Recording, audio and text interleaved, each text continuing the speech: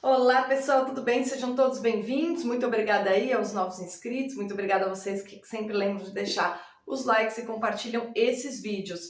O meu objetivo hoje é simples e direto. Eu quero apresentar para vocês uma leitura que eu já considero entre as 20 melhores que eu vou fazer esse ano, porque fazia tempo que eu não lia um romance, uma novela, um negócio tão bonito, tão apaixonante, tão perfeito, poeticamente tão bem acabado, tão bem pensado, etc. Tá? E se trata dessa graphic novel. Eu nunca fui assim uma fã de HQ, eu nunca foi meu mundo, tá? Eu sempre gostei de clássicos e poesia, e sobretudo os gregos, sobretudo os antigos, né? Teatro antigo, as tragédias gregas. Eu sempre fui uma pessoa que fui procurar ler os clássicos. E aí vocês sabem também, sobretudo, né, dentro da literatura filosófica, né? É o que eu mais leio. Mas, em termos de obra literária, fazia muito tempo que eu não li um negócio tão bonito, tão perfeito quanto esse, tá? Essa graphic novel do Jordi Lafèvre, chamada Malgré Tout, apesar de tudo, que a QS Comics, que é o selo da editora Saquarema,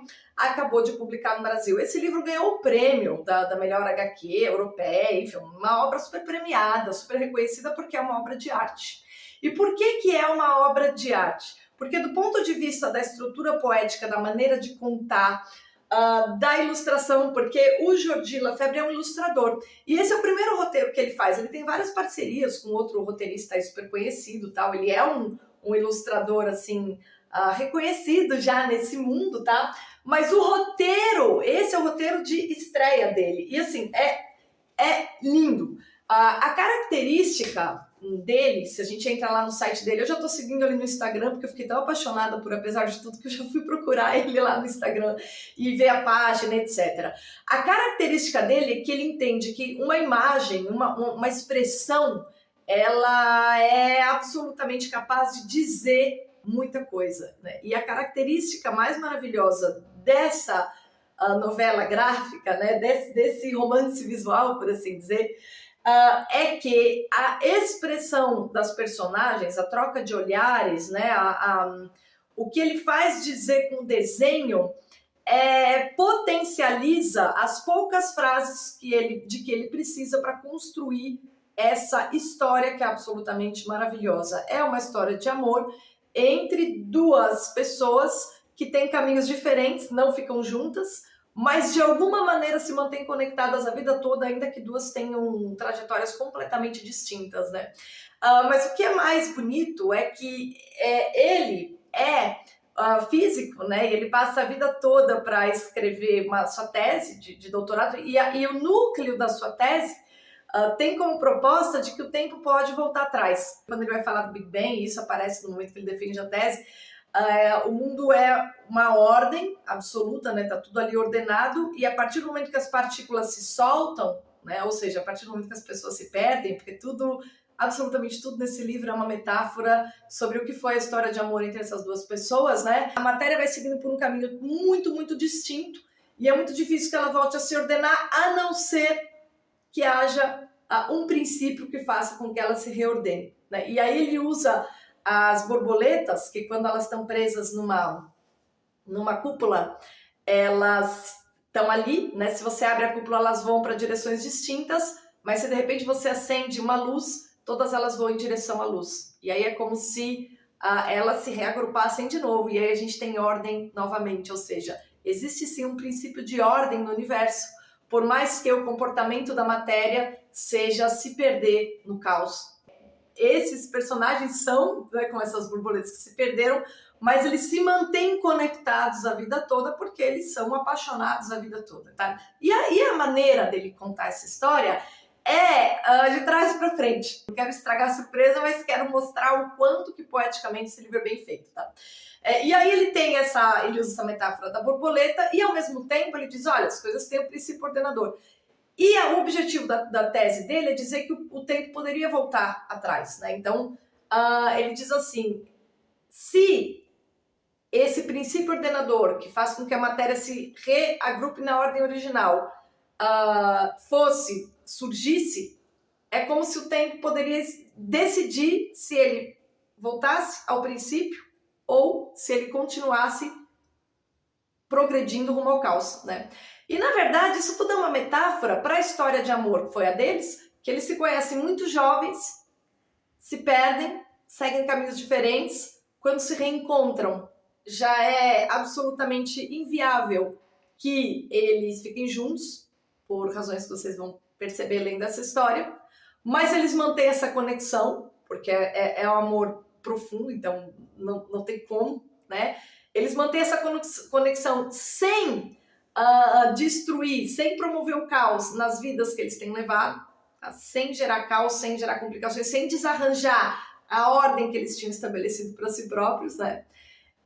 E a certa altura, quando uma reacomodação dessa vida que eles tinham surge, é como se tivesse essa luz que faz com que eles voltem para o começo. E é nesse ponto que começa a novela. Então, quando a gente abre, o jeito de contar é tão original, é tão bonito, é tão surpreendente. Começa no capítulo 20, entende? Começa no capítulo 20, que é o momento que eles se reencontram.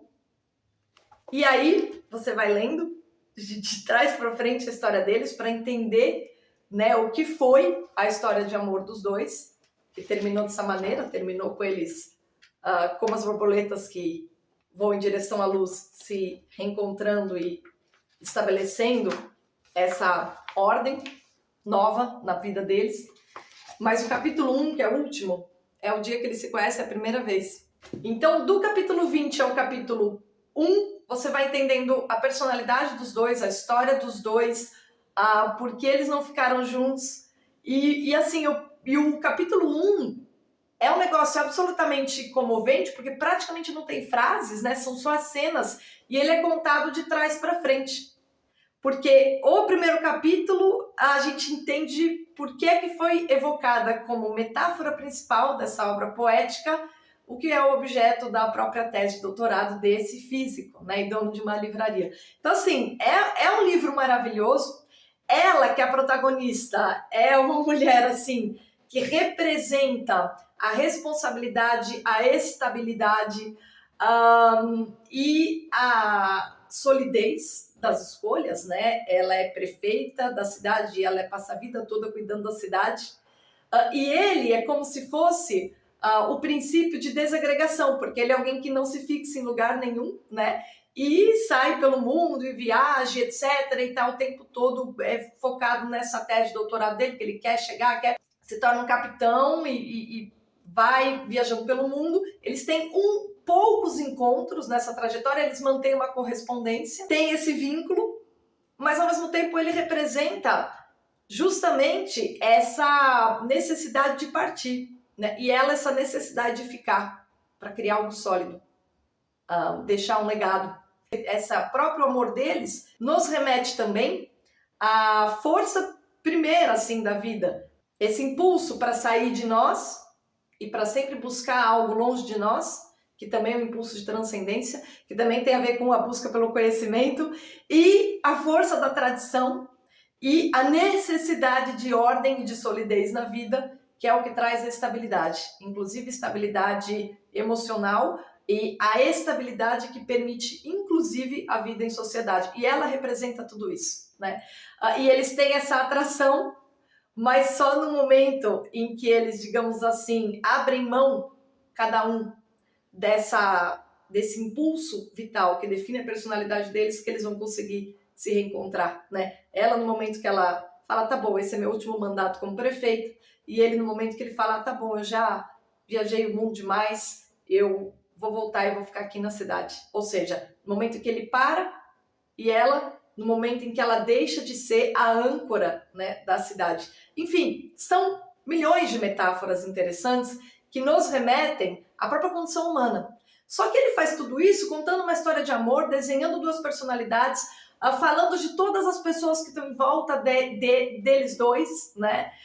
Desenhando muito bem cada uma dessas pessoas. Então, assim, é um romance, só que é um romance desenhado. Para mim, é um dos melhores livros que eu li esse ano. Eu já coloco ele na lista dos melhores livros que eu vou ter lido esse ano, já falo sem medo de errar. Eu li ele ontem de manhã, eu comecei, fui da primeira à última página sem parar.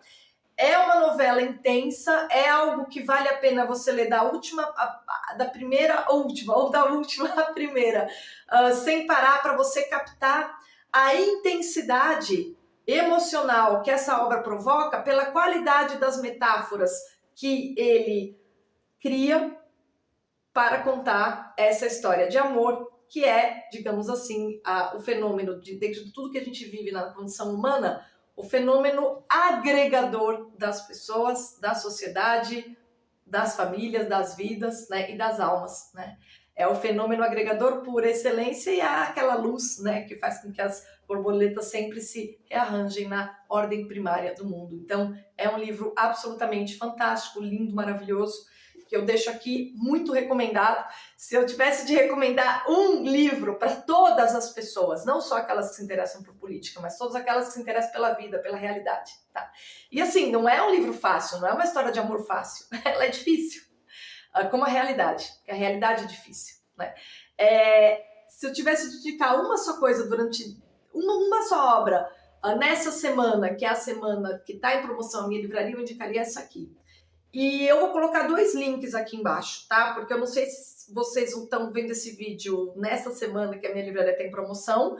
E aí o preço está melhor na minha livraria mesmo. Vai lá, se você se interessou, vai lá e compra, porque eu garanto para vocês que o preço está melhor. Vou colocar o link aqui, o primeiro link na descrição. Mas para você que está vendo esse vídeo muito depois, tá? Dessa semana aqui que eu estou fazendo esse vídeo, eu já vou deixar também o link da editora na Amazon, que é um link fixo. Você sempre vai conseguir encontrar a obra lá. E é direto para a editora. Queria aqui parabenizar o Theo, que é o tradutor dessa obra, uma tradução linda, impecável, perfeita. A edição, que é lindíssima, que faz jus ao original, o cuidado editorial.